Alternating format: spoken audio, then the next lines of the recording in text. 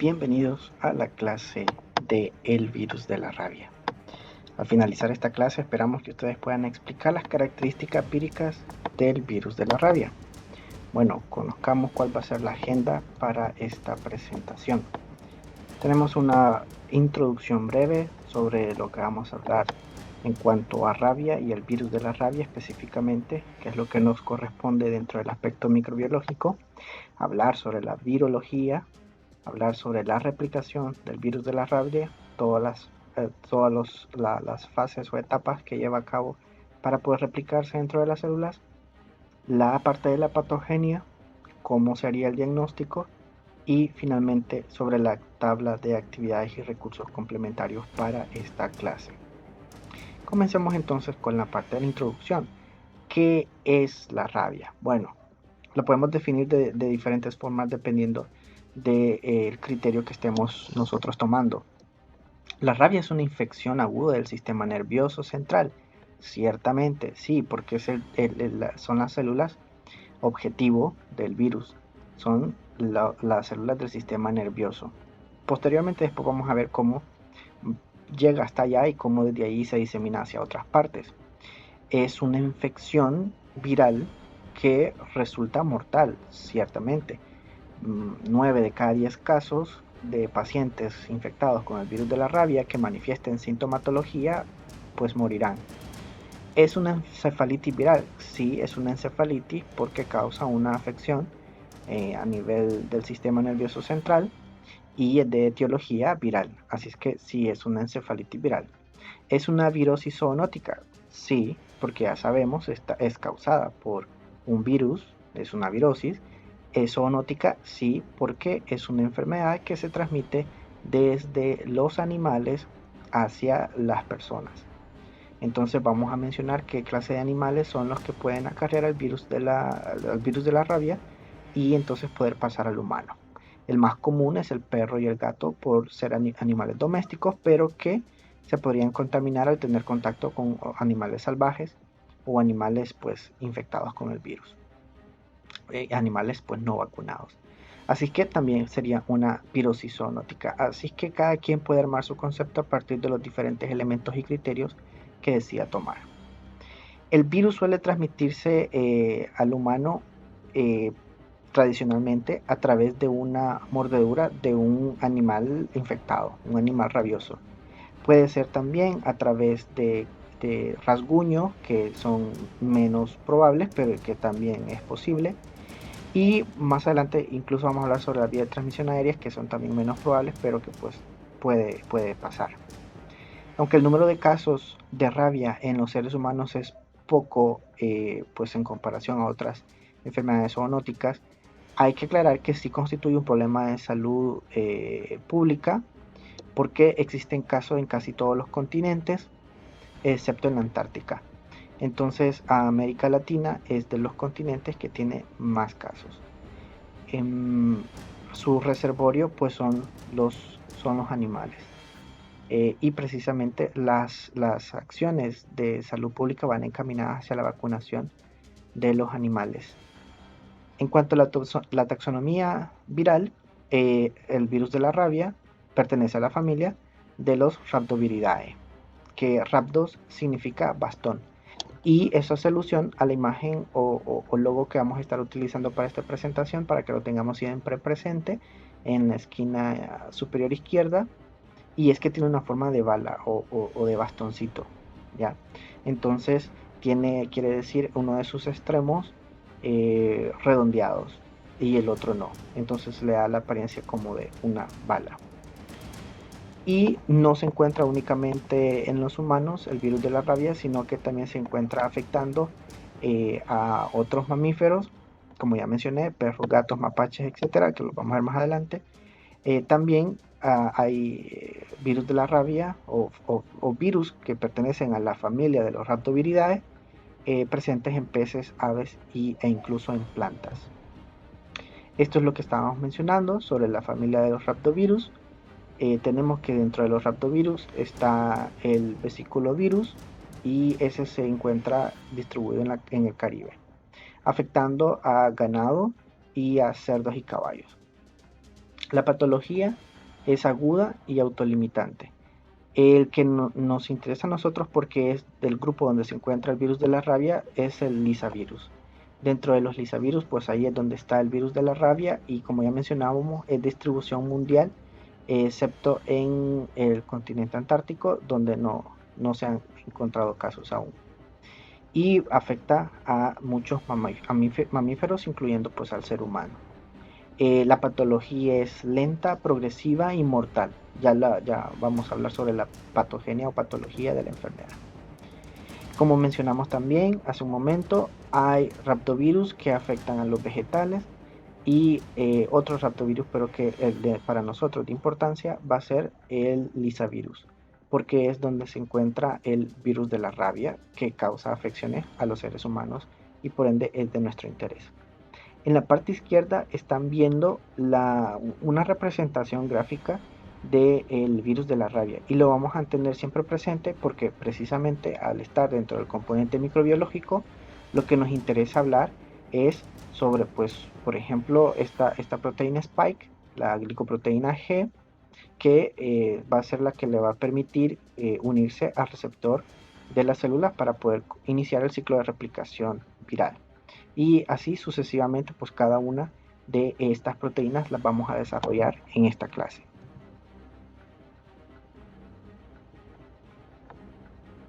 Sobre los signos y síntomas de la rabia.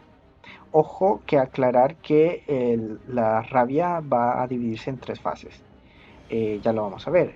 Ahora, también tener en cuenta que una vez se da la manifestación sintomática de la enfermedad, el paciente tiene altas probabilidades de morir. Son históricamente una minoría, contado incluso con las manos, con ambas manos. A nivel mundial, los pacientes que se han recuperado después de padecer signos y síntomas de rabia completamente, la mayoría pues terminan muertos. 9 de cada 10 terminan muertos. Así es que hablemos de los signos y síntomas. Los primeros síntomas pueden durar varios días. O sea, estaríamos hablando de una fase aguda. Son sintomatología bastante difusa, no es algo característico, sino que parece una influenza. Entonces el paciente experimenta debilidad, malestar general, fiebre, dolor.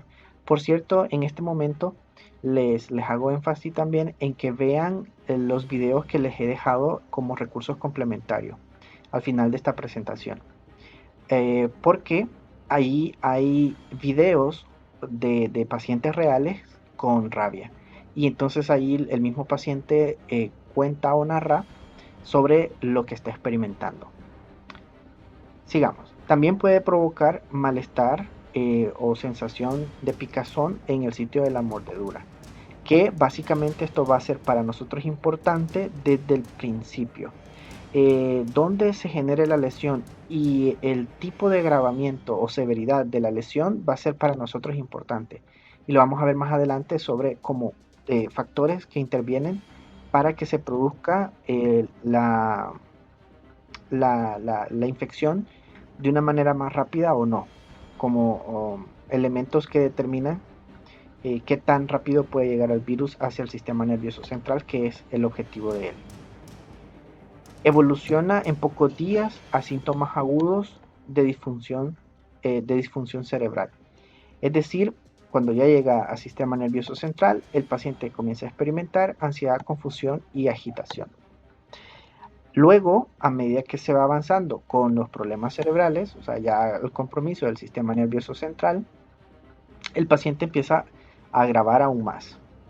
Este agravamiento va incluso a producir la muerte. El paciente tiene delirios, tiene un comportamiento anormal, alucinaciones, hidrofobia, incluso puede experimentar aerofobia y fotofobia.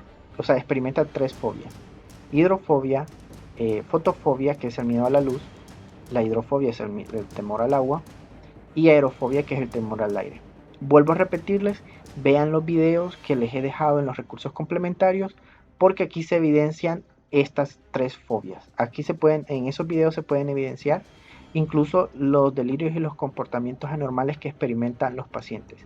Dentro de los videos incluso aparecen escenas de un niño con rabia. Advertencia que las imágenes son fuertes. El periodo agudo de la enfermedad termina normalmente después de 2 a 10 días. Esto es similar que en los animales y por eso cuando un animal muerde, el tiempo de observación del mismo es de 10 días. Porque si ya el animal rabioso, o sea, si ya el animal está experimentando sintomatología, en términos de 10 días esperaríamos la evolución de los mismos. Si en 10 días el perro pues no muere, entonces quiere decir que muy probablemente era simplemente un animal agresivo. Si en términos de 10 días el animal muere, pues muy probablemente entonces sí estamos hablando de un animal rabioso. Lo único es que pues hay que tomar varios criterios. No se puede tomar únicamente que el animal murió y que el animal se murió en los 10 días y que mordió, sino que pues hay que evidenciar que experimente un comportamiento anormal, que se viera un comportamiento errante en el animal. También, vuelvo a repetirles, les he dejado videos donde se ve el comportamiento normal de un perro y el de un mapache infectados con el virus de la rabia. Una vez que aparecen los signos y síntomas, como ya mencioné, la enfermedad es mortal y a los pacientes solo se les da tratamiento paliativo, es decir, solo se les da tratamiento para minimizar las molestias que puedan estar experimentando.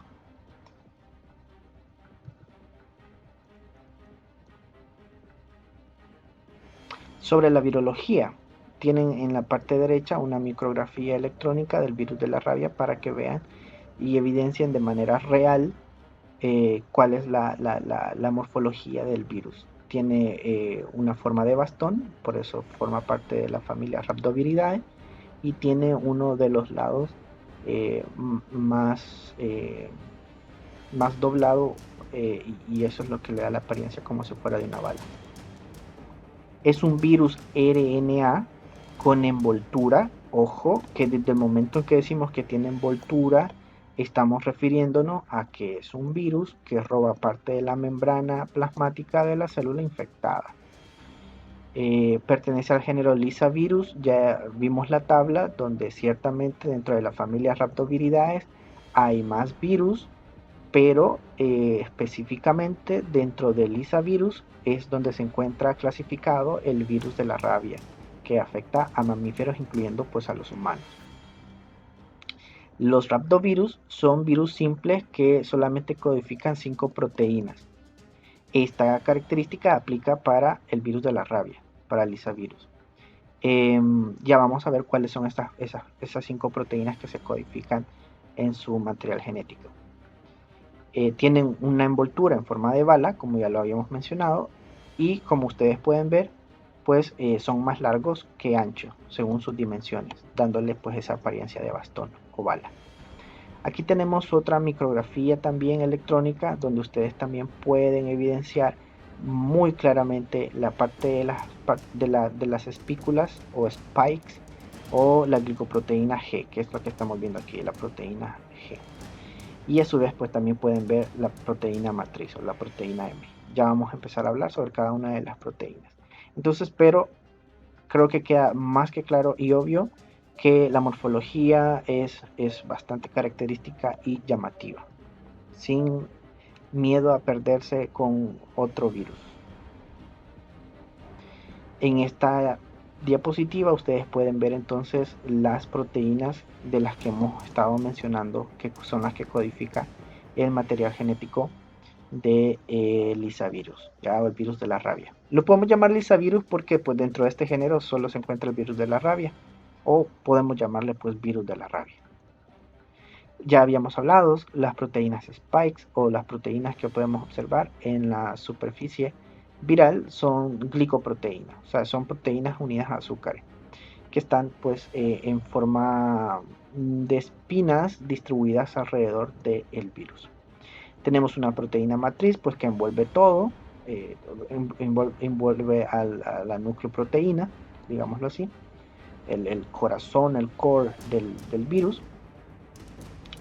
Es un virus RNA en sentido negativo, así que necesita tener dentro de su núcleo proteína, dentro de su nucleocápside, perdón, necesita tener pues una polimerasa de RNA dependiente, bueno, una polimerasa RNA dependiente de ARN o dependiente de RNA, como lo quieran llamar, para poder entonces sintetizar en primer lugar los ARN mensajeros o los ARN en sentido positivo, pues, para que pues se pueda hacer la síntesis de proteína. Así que tiene que, como todo virus ARN en sentido negativo, necesita acarrear con él la enzima que pueda hacer la síntesis del ARN en sentido positivo, o dicho de otra manera, el ARN mensajero, pues. Entonces, vemos que ahí está presente, vamos a ver como la L, la proteína L. La envoltura que habíamos mencionado, pues se la toma de la célula huésped a través de la gemación. Ya les estoy diciendo cómo es que se libera, lo que quiere decir que no es un virus citolítico. La fosfoproteína o la proteína P, ¿okay? El ARN que ya mencioné es ARN en sentido negativo de una cadena. Y esas son, ¿ya? Entonces aquí tenemos 1, 2, 3, 4, 5. Estas son las 5 proteínas que codifican los raptovirus. Como ya mencionábamos, los raptovirus, los virus que forman parte de la familia Rhabdoviridae, como en este caso el Lyssavirus, ¿ya? El virus de la rabia, son característicos por tener un material genético que codifica 5 proteínas.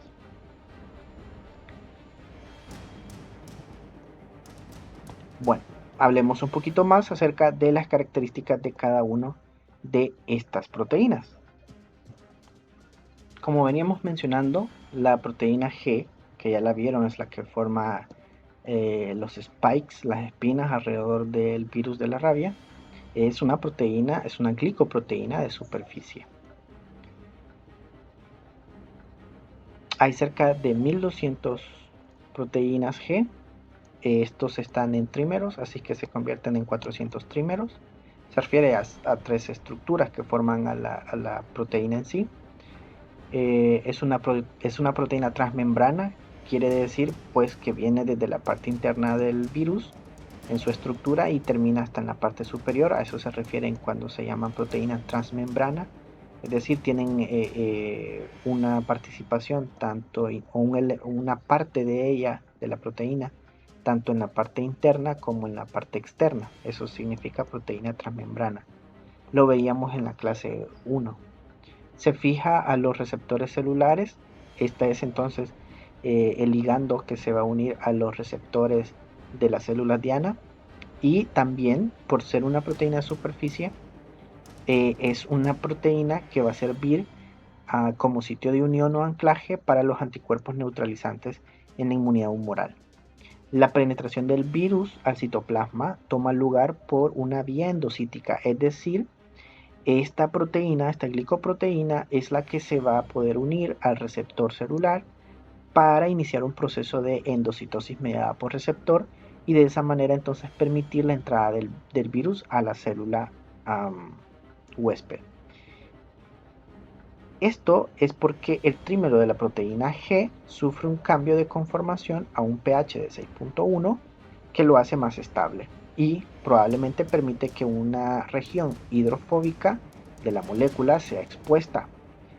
Esto quiere decir que va a tener una mejor interacción con la parte hidrofóbica de las membranas celulares que se encuentran pues en la parte media del sistema de bicapa o en forma de sándwich que tienen las membranas celulares.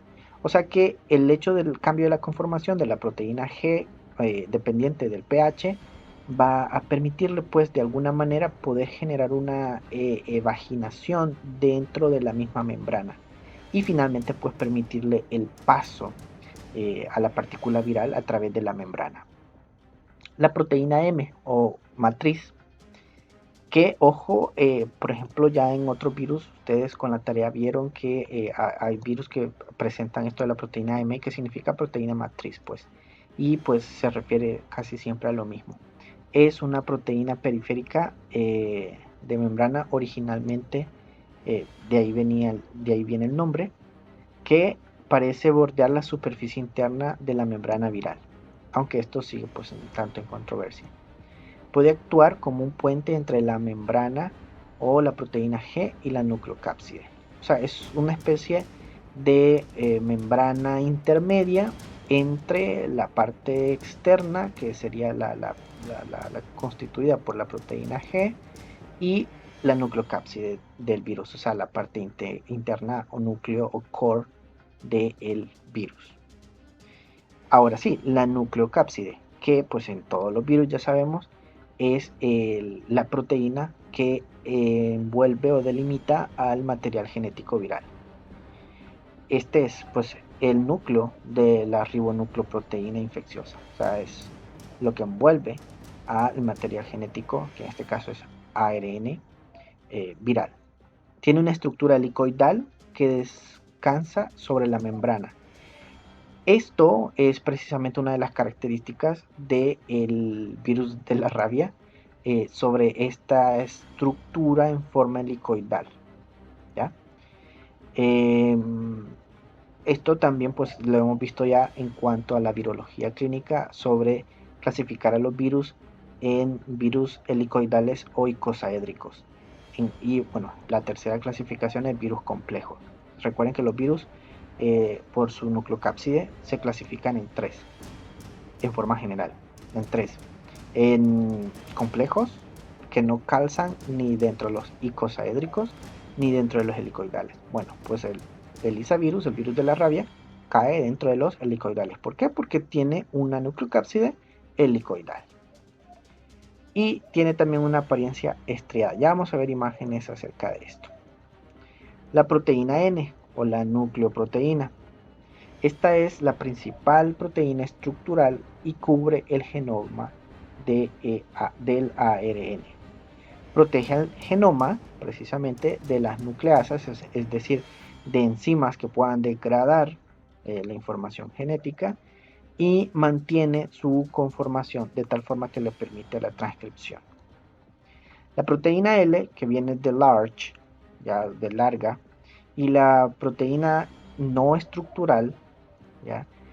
También conocida como la proteína P, por eso es que está dentro de la nucleocápside también, porque está asociada no a la parte estructural del virus, sino que está asociada a la replicación del virus. Juntas forman la ARN polimerasa, ¿ya? Dependiente, la polimerasa ARN dependiente, perdón, o transcriptasa, como la queramos llamar. Es más popularmente conocida como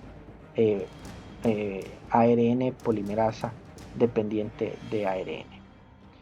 La proteína L, large, que es en sí la polimerasa, que es la más grande, ya vamos a ver imágenes, tiene un peso molecular de 200 kilodaltons y su genoma ocupa casi el 60% del genoma, es decir, de todo el 100% del material genético viral, la proteína large, que es la polimerasa ARN dependiente, es en sí quien ocupa pues la mayor cantidad del espacio de esa información genética para codificar a esa proteína.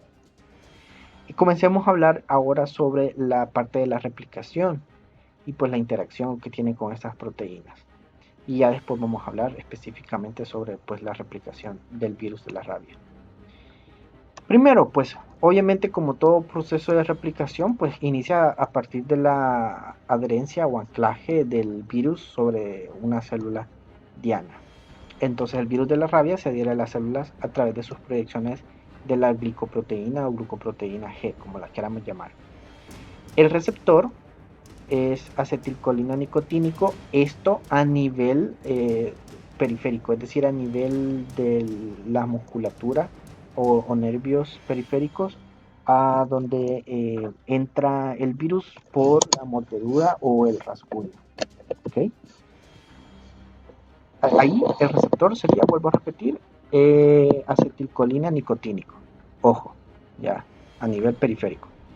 Luego, el genoma del RNA monocatenario, como ya mencioné, es un ARN monocatenario, en sentido negativo, a diferencia, por ejemplo, del rotavirus, haciendo un poquito de retroalimentación, que el rotavirus es un ARN pero de doble cadena y también en sentido negativo.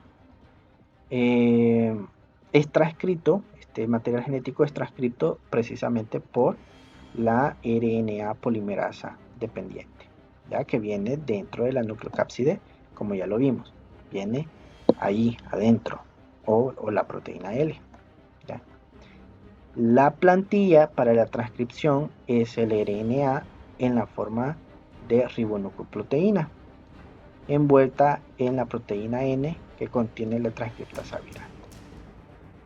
Los RNA mensajeros codifican pues las 5 proteínas del virión: la nucleocápside, la proteína N, la polimerasa, que es la L, ya la large, y la P del fosfato, la M de la matriz y la del fosfo, ya, la proteína P del fosfo, y la M de la matriz y la G de la glucoproteína, de la parte externa. O sea, las 5 proteínas que conforman a la estructura viral completa. Esos son los pasos de una manera muy general, pero vamos a empezar a hablar de la replicación paso a paso para comprenderla mejor. Bien, es necesaria la traducción constante para la replicación, sobre todo para las proteínas N y las P virales. O sea, las que forman el core, las que forman el centro del virus, las proteínas nucleares y las proteínas fosfo.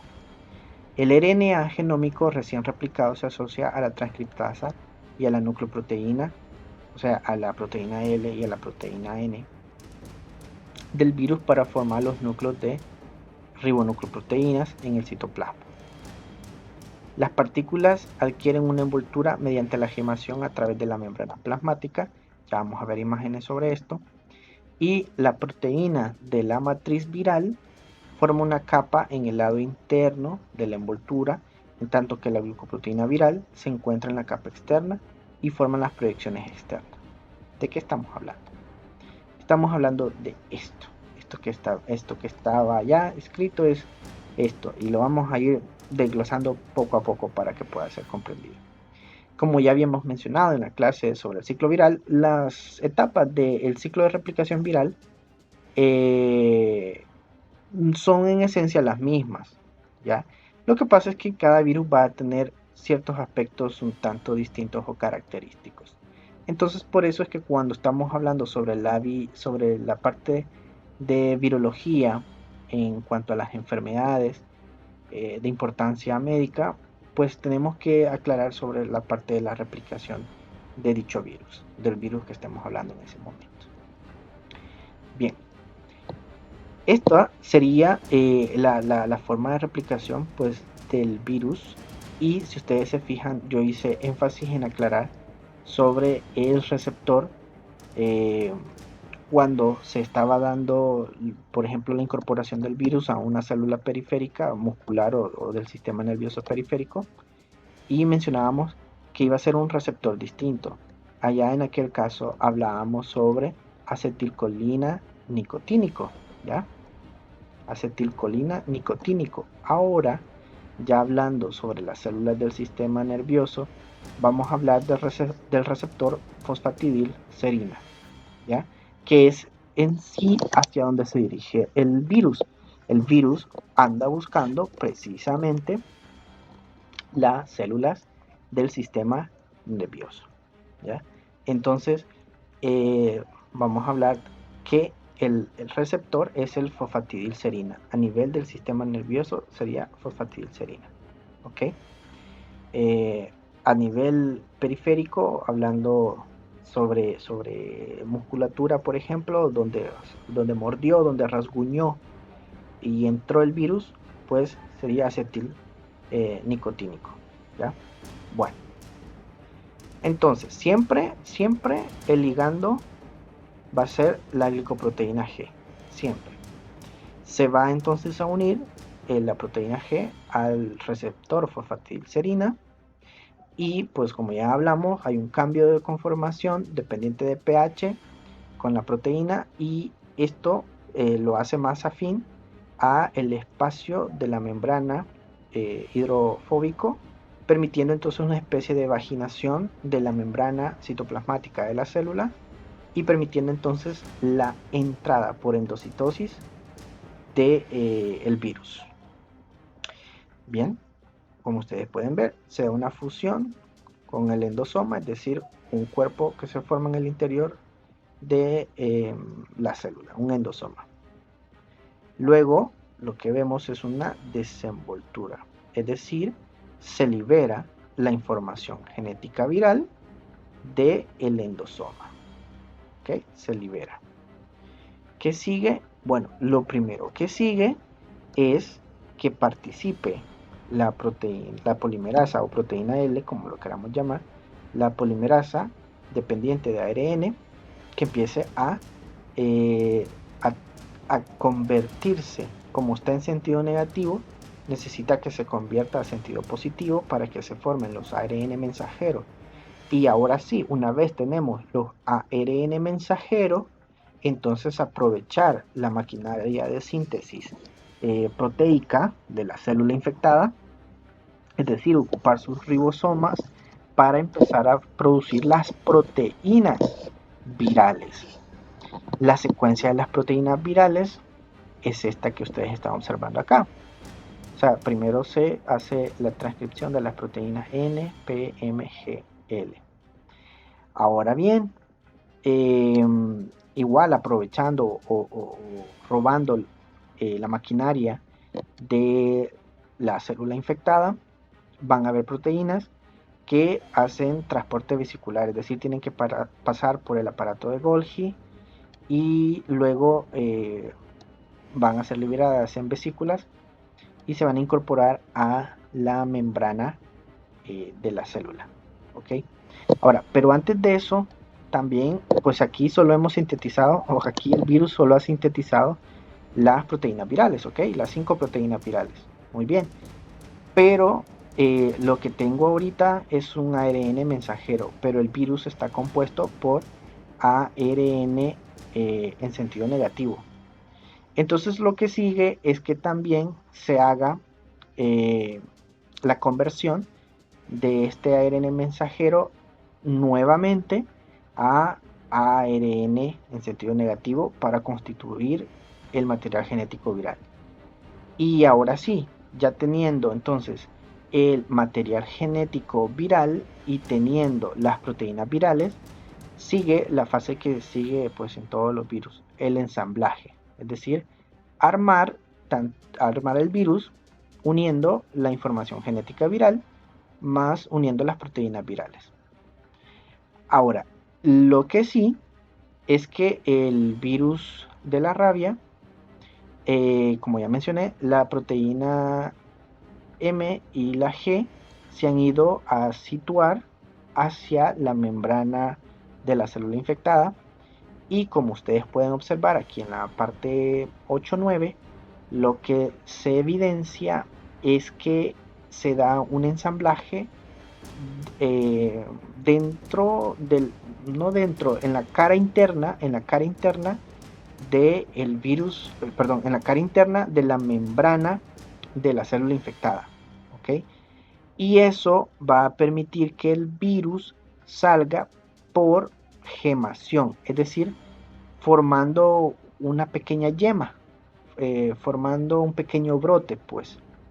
Entonces el virus no sale generando lisis celular, porque lo único que hace es brotar, ¿ya? De la célula. Esto también hace que pues el virus sea envuelto, porque pues se lleva con él parte de la membrana de la célula de donde se replicó, de la cual proviene. Entonces se lleva con él parte de la membrana, por eso es un virus envuelto. Y ustedes pueden ver ahí que aprovechándose del aparato de Golgi, que pues es el organelo celular que se encarga de hacer o preparar las proteínas que son de excreción, es decir, las proteínas que van a ser liberadas por parte de la célula, hace que pase todo el proceso de maduración proteica para terminar produciendo proteínas según la célula que van para la membrana celular y que ciertamente sí van para la membrana celular, pero que son virales, son proteínas virales. Entonces al final el material genético, ya en sentido negativo, se va hacia la cara interna de la membrana y se empieza a hacer una especie de gemación o yema, brote, que permite entonces la liberación final de un virión, ¿ya? Con parte de la membrana que ya tiene incluida la proteína G y la proteína M, más pues la nucleoproteína que ya estaba preparada ahí para unirse. Y así es como se replica el virus de la rabia. Veamos tal vez con un poquito más de refuerzo para no equivocarnos. Como ya vimos, las fases de replicación de un virus van a ser en esencia las mismas, ¿okay? Siempre hablamos de fijación, penetración, transcripción, replicación y ensamblaje, ¿okay? Y para después hacer una liberación. Son las fases comunes o las etapas comunes del proceso de replicación viral. Entonces, como ya habíamos mencionado, la proteína G, ¿ya? O la glucoproteína, se une a fosfolípidos. Fosfolípidos, pues es de lo que está compuesto una membrana celular, ¿ok? Ya lo hablé en la clase 1. Específicamente al fosfatidilserina, ¿ya? Fosfatidilserina, ahí es donde se une. Entonces, el fosfatidilserina es el que funciona como receptor para el ligando glicoproteína G. Luego entonces sigue la penetración que ya mencionábamos, es una endocitosis. Podemos llamarla endocitosis mediada por receptor porque hay una unión de un ligando con un receptor que, como ya mencionamos, genera un cambio en el pH a 6.1 y esto hace que la proteína presente, la proteína G, presente más partes hidrofóbicas que son compatibles, digámoslo así, o que son afines a la parte hidrofóbica de la membrana citoplasmática, y esa parte hidrofóbica está en el centro de la membrana. Entonces eso le permite poder abrirse, el virus poder abrirse paso hacia el interior de la membrana celular. La transcripción, que consiste pues en que la polimerasa sintetiza pues los 5 ARN mensajeros, que pues a su vez son los que van a codificar para las 5 proteínas virales, que la secuencia de transcripción de estos van a ser N, NS o NP, M, G y L. Luego pues una vez ya tenés las proteínas virales, pues sigue pues la replicación. Como ya he mencionado, esto es transcripción porque implica la generación de proteínas. Esto es replicación porque indica o inicia, la generación de material genético. Entonces, no sé si hasta ahora se habían dado cuenta, cuando yo hablaba de proteínas, hablo del concepto de transcripción. Cuando se habla de material genético, sea ADN o ARN, se habla de replicación. ¿Por qué? O sea, los dos significan formar una molécula nueva, pero cuando se trata de una molécula que es proteína, se llama transcripción. Cuando la molécula es un material genético, se llama replicación. ¿Ok? Bien, entonces, la polimerasa, o sea, la proteína L, o la enzima ARN dependiente, como la quieran llamar, todos esos nombres son válidos. La polimerasa transcribe el genoma de ARN de sentido negativo a una hebra en sentido positivo, o sea, a un ARN mensajero. ¿Ok? Bien, en esta fase se replica, esta fase de replicación requiere de síntesis proteica implicando la misma polimerasa. El cambio de la transcripción de ARN mensajero a replicación de los ARN genómicos parece estar controlado por la proteína N.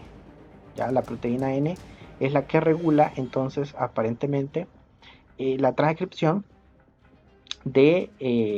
o la acción o el trabajo de la polimerasa para que se haga entonces la transcripción de el material genético hacia las proteínas que codifica. Luego, pues una vez ya se hizo transcripción y se hizo replicación, pues lo que sigue es el ensamblaje, unir ya entonces las proteínas virales con el material genético viral. Entonces el ARN mensajero de la proteína G, ¿okay? Se traduce en conjunto con el retículo endoplásmico y el aparato de Golgi. Es decir, el ARN mensajero que codifica para la proteína G hace su trabajo y entonces se produce la proteína G. Ahora, la proteína G no está lista solo como las otras, solo con la conversión del ARN mensajero por un ribosoma a de un solo la proteína, sino que necesita hacer transporte vesicular. Es decir, el ARN mensajero se transcribe hacia la proteína G, pero esta proteína G va a pasar al aparato de Golgi, ¿ya? Y al retículo endoplasmático y luego al aparato de Golgi. Esa es la secuencia. Del aparato de Golgi se libera la vesícula que va hacia la membrana celular. O sea, hace el proceso de una proteína de excreción, así se le llama, el transporte vesicular para una proteína de excreción. Y entonces forma parches junto con la proteína M. Por eso es que hablábamos en la imagen anterior de que tanto la proteína G como la proteína M son las que se van hacia la cara interna de, la proteína M se va hacia la cara interna de la célula infectada y la proteína G se expresa en la superficie de la membrana de la célula infectada y es ahí donde se van a ir las otras proteínas, la N, la L y la P, se van a ir para esa cara interna y de esa manera empezar a producir la gemación del virus. Ok, estas a su vez, las proteínas restantes, okay, se asocian con la proteína M, que está pues ya localizada en la cara interna de la membrana celular. Es lo que más seguro puede ser, o no se está muy seguro si puede ser que pues en el citoplasma se unan, pero lo más seguro es que se unan a nivel de la cara interna de la membrana celular.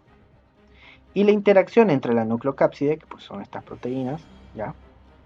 Y la proteína M causa en la primera, o sea en estas, un cambio de conformación para que parezca más condensada. La nucleocápside entonces, ¿ya? Estas proteínas que ya se unieron a la M, la nucleocápside entonces llama a través de la membrana, es decir, empieza a producirse el brote para liberarse entonces ya la N, la L y la P que ya se unieron a la M, se unan entonces a la G y den entonces ya finalmente la partícula viral. Esto es entonces todos esos pasos que hemos mencionado de la 1 hasta la parte 9, que ya es la yemación o la liberación en forma de brote o yema de la membrana de la célula infectada.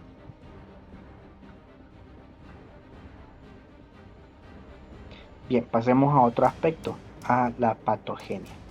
¿Okay? Como ya hemos venido mencionando, la enfermedad de la rabia se produce solo cuando se tiene una mordedura, ¿ya? Un ataque, un rasguño de parte de un animal infectado, ¿ya? Que ande pues manifestación de la enfermedad.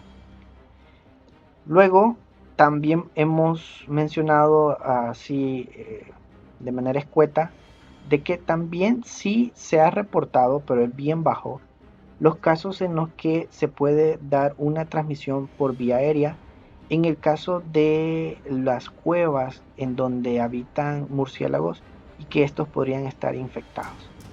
Entonces, y finalmente, la última forma en la que se ha descubierto que puede haber transmisión del virus de la rabia, pero que hoy por hoy es bien bajo, es a través de los trasplantes de personas infectadas y que se hizo trasplante de órganos o tejidos como por ejemplo la córnea. Entonces en esos casos es en donde se ha visto transmisión. ¿Son menores? Sí. ¿Cuál es el mecanismo de transmisión más común? A través de mordeduras, seguido de arañazos, procedente de animales infectados, animales que evidentemente andan con la infección por parte del virus de la rabia. Esto a través del cambio de su comportamiento, la salivación, etc. Ok, ahora, entonces ya hablamos sobre que lo que ocurre es pues un ingreso a través de una mordedura o rasguño. ¿Okay?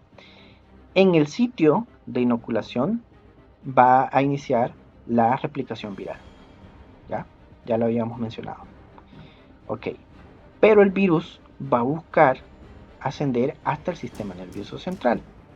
Entonces lo que sigue para el virus después de replicarse a nivel periférico, a nivel de la musculatura o los nervios periféricos, a los que encuentre primero ahí donde se produjo la mordedura o el rasguño, es tratar de alcanzar el sistema nervioso central, al sistema nervioso periférico, ¿ya? A través del transporte retrógrado y lograr llegar hacia la médula espinal, donde va a ascender para poder llegar entonces a el cerebro. ¿Ok?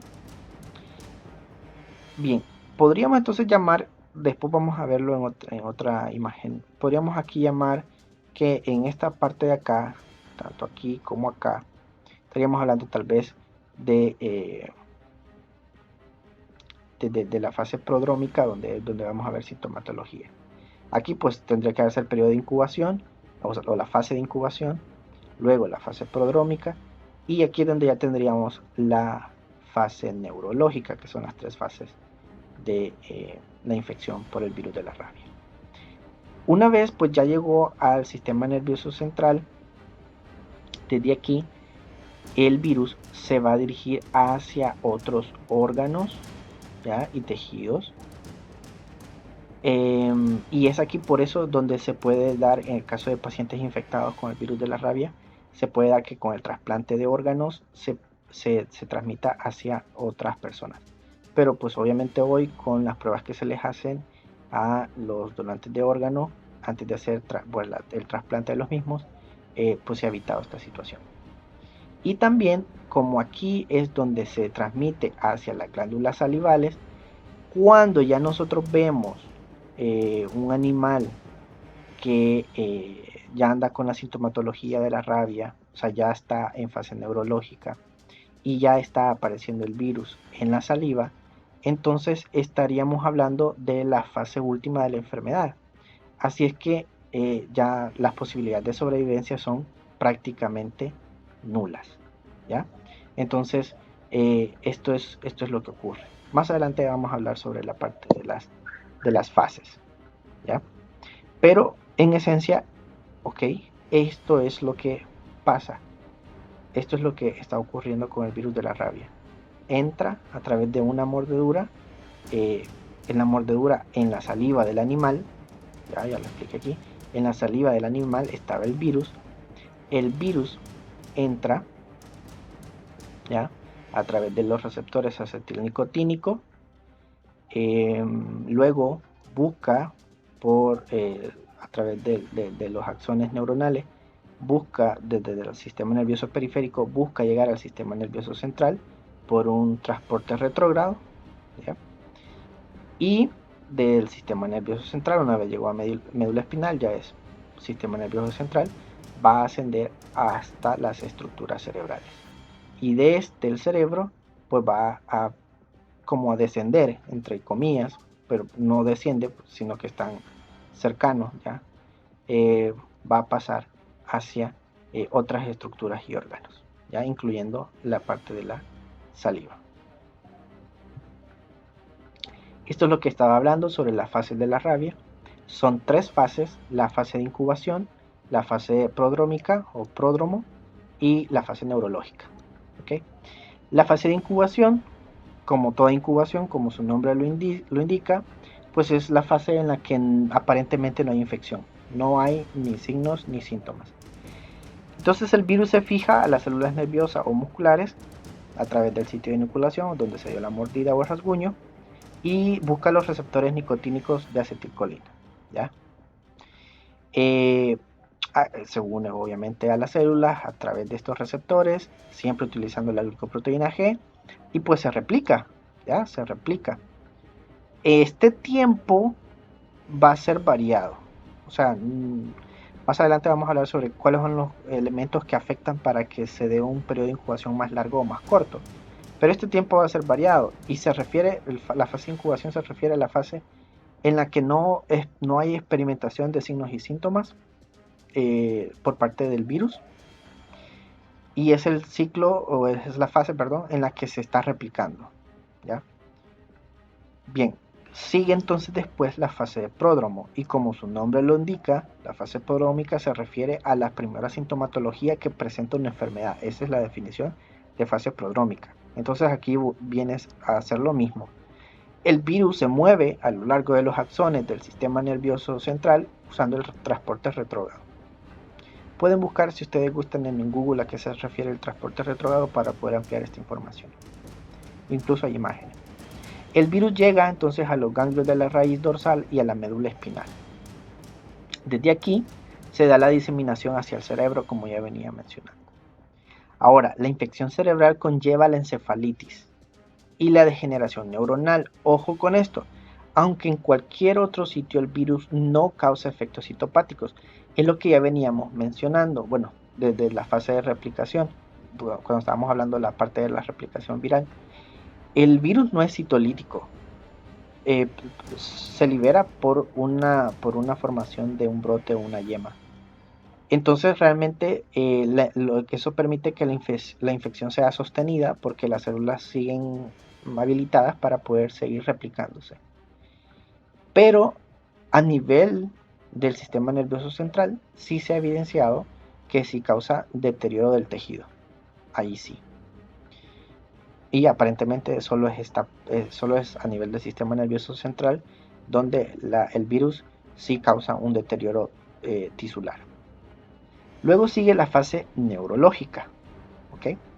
En la fase neurológica, el virus ya se disemina desde el sistema nervioso central a través de las neuronas hacia otros órganos y tejidos. ¿Ya? Ya esa es en la fase neurológica, ya el sistema nervioso central ya está completamente infectado, ya está completamente dañado, y ya el virus, no conforme con eso, desde ahí empieza a pasarse hacia otras partes del cuerpo. Ahora, lo que estábamos mencionando, ¿qué es lo que determina o qué factores intervienen para que el periodo de incubación pueda ir desde simplemente unos días a incluso meses? ¿Ya? Porque el periodo de incubación de la rabia puede durar incluso meses, desde días a meses. Bueno, el periodo de incubación puede estar determinado por la concentración del virus en el inóculo, es decir, la cantidad de virus que entró en ese mordisco o en ese rasguño. 2.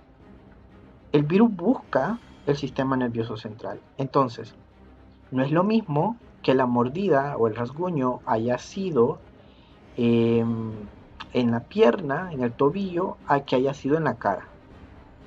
O sea, el trayecto, digámoslo así, axoniano, el trayecto de neuronas que tiene que pasar el virus para llegar al sistema nervioso central es mucho más corto si los daños, las lesiones se produjeron en la cara a que se hayan producido en el tobillo. La gravedad de la herida no es lo mismo un pequeño rasguño o una pequeña mordida a una lesión muy grave donde el animal haya mordido varias veces, haya causado un gran desgarre, sangramiento, etc. O pues a una lesión pequeña. La edad del hospedador no es lo mismo un niño o un anciano con sistema inmunológico menos competente que el de un joven o un adulto maduro. El estado del sistema inmunitario, que como ya lo mencioné, no es lo mismo una persona con un sistema inmune completamente competente que haga frente a la replicación del virus, aunque ya, bueno, vamos a mencionar que la acción del sistema humoral y celular es bastante pobre contra la infección del virus, pero no es lo mismo a un sistema inmunológico que no genere nada de resistencia contra la infección.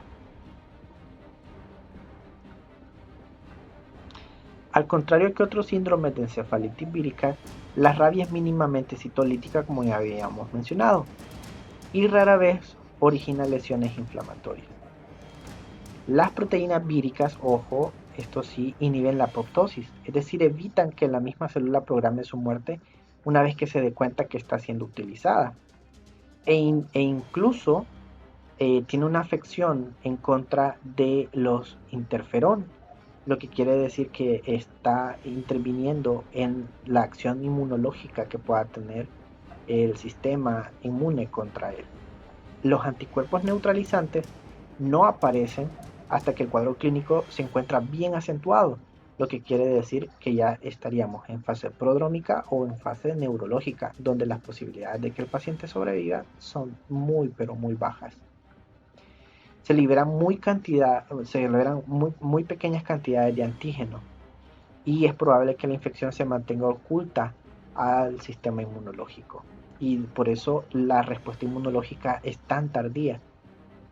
La inmunidad celular parece desempeñar una función minoritaria o nula en la protección contra el virus de la rabia.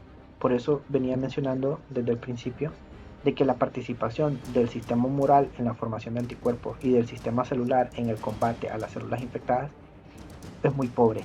La respuesta inmunitaria se genera ya de manera tardía.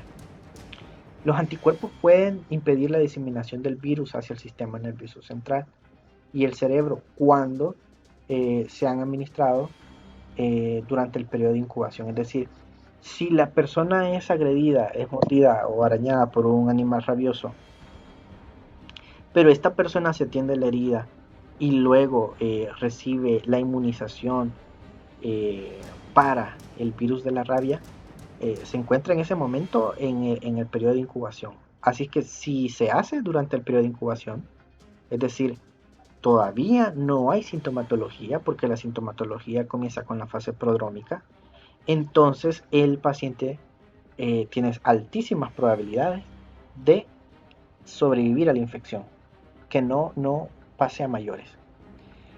Nada más como la mala experiencia.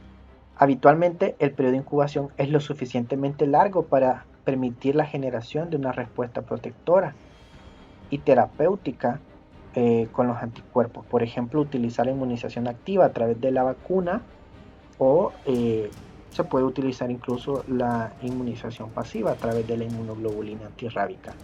El punto es que se debe de aprovechar el periodo de incubación que va desde varios días a meses para evitar pues el desarrollo de la fase prodrómica, evitar el desarrollo de la sintomatología. El virus de la rabia produce una inclusión citoplasmática eosinofílica específica que se llama cuerpos de Negri. Los cuerpos de Negri están llenos de nucleocápside viral. Son eosinófilos que están llenos de nucleocápsides virales y que pues se pueden observar en tejidos cerebrales.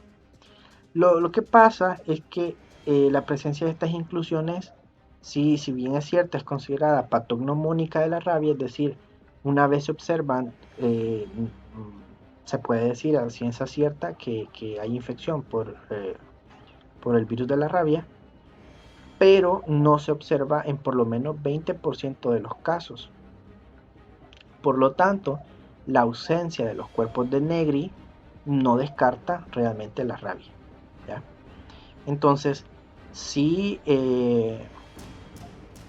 se puede utilizar como parte del diagnóstico. Ya vamos a hablar al final lo que vemos es el diagnóstico.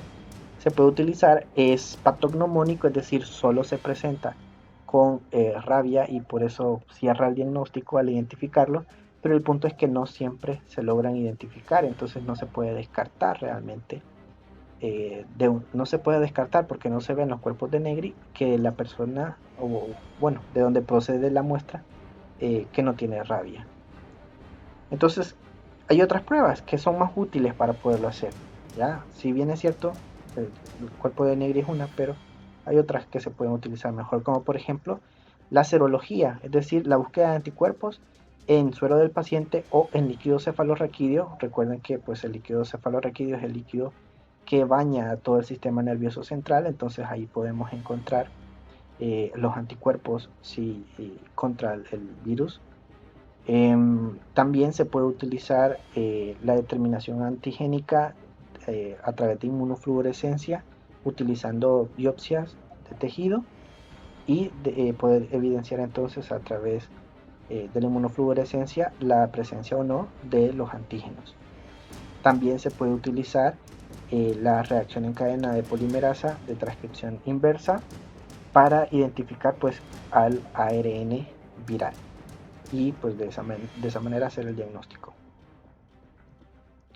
Bueno, finalmente les dejo aquí un cuadro de retroalimentación para que ustedes puedan leerlo. Pausen el video si están viéndolo en video y si no, pues ahí tienen el PDF para que ustedes puedan leer esto como una retroalimentación. La actividad para esta semana es una prueba corta de la clase de la semana anterior y de esta semana, de la clase 8 y 9. Les dejo, como les dije desde el principio, varios videos muy interesantes acerca de los casos de rabia, tanto en humanos como en animales. Hay imágenes fuertes, pero muy ilustrativas acerca de la patogenia, acerca de la sintomatología que presentan los pacientes con rabia, incluidos adultos, niños y animales. Ya saben, si hay preguntas o consultas, tenemos los distintos medios de comunicación, el foro de consulta, el grupo de WhatsApp, para que podamos resolver.